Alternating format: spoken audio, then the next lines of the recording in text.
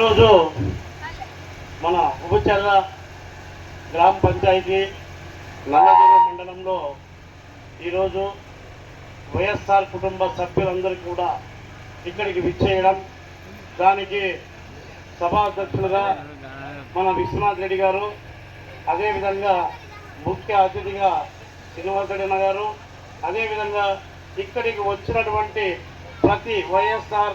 కుటుంబ సభ్యులందరికీ కూడా పేరు పేరున నమస్కరించుకుంటూ ఈరోజు మనం ఇక్కడ సమావేశం కావడం మీ అందరికీ తెలుసు. ఎందుకంటే మన దివంగత నేత వైఎస్ రాజశేఖర రెడ్డి గారు కుమారుడైనటువంటి మన ప్రియతమ నేత జగన్మోహన్ రెడ్డి గారు ఈరోజు మన ముఖ్యమంత్రిగా ప్రతి ఒక్కరికి అంటే ప్రతి కుటుంబానికి ఈరోజు ఉబిచర్ల గ్రామ పంచాయతీలో ప్రతి ఇంటికి వెళ్తున్నాం. ప్రతి ఇంటిలో కూడా ఏదో ఒక విధంగా మన జగన్మోహన్ రెడ్డి గారు ఇచ్చేటటువంటి పథకాలు మాకు వస్తున్నాయి. నిజంగానే మేమందరం కూడా చాలా సుఖశాంతులతో ఉన్నాం. ఎందుకంటే మన ప్రియతమ నేత మన ముఖ్యమంత్రి జగన్మోహన్ రెడ్డి గారు ప్రతి కుటుంబానికి ఏదో విధంగా చేదోడు వాదోడుగా, పెద్దలకైతే ఒక కొడుకుగా, అదేవిధంగా అక్క చెల్లెళ్ళకి ఒక తమ్ముడిగా, అన్నగా ఉంటూ ప్రతి ఒక్కరికి కూడా చేదోడు వాదోడుగా ఉన్నారు. కాబట్టి ఈరోజు ఎంతోమంది మన గ్రామ ప్రజలు బెంగళూరుకో చెన్నైకో అలా వలసలు పోకుండా ప్రశాంతంగా ఈరోజు మన విలేజ్లలో ఉండి ప్రశాంతంగా జీవనం గడుపుతున్నామంటే అది ఖచ్చితంగా మన వైఎస్ జగన్మోహన్ రెడ్డి గారు మనకు ఇచ్చేటటువంటి సంక్షేమ పథకాలే. అది మీ అందరూ తెలుసుకొని దానికి అనుగుణంగానే మన జగన్మోహన్ రెడ్డి గారు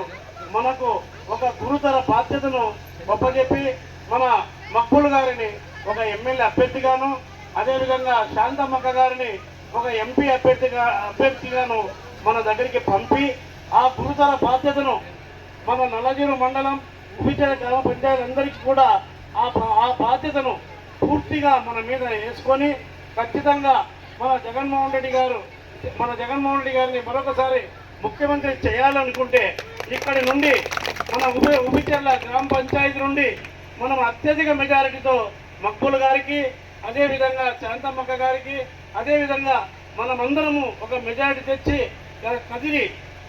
నియోజకవర్గంలో ఉబిచర్ల మండలం నుండి ఈ యొక్క గ్రామ పంచాయతీ నుంచి అత్యధిక మెజారిటీ ఆ రోజు ఓట్ల లెక్కింపులో వచ్చింది అని చెప్పేటట్టుగా గర్వంగా మనం చెప్పుకోవాల్సిందిగా కోరుకుంటూ ఖచ్చితంగా మన జగన్మోహన్ రెడ్డి గారిని మరొకసారి ముఖ్యమంత్రి చేసుకోవాలని మరొకసారి మీ అందరికీ కూడా ప్రార్థన చేసుకుంటూ జై జగన్, జై జగన్, జై జగన్.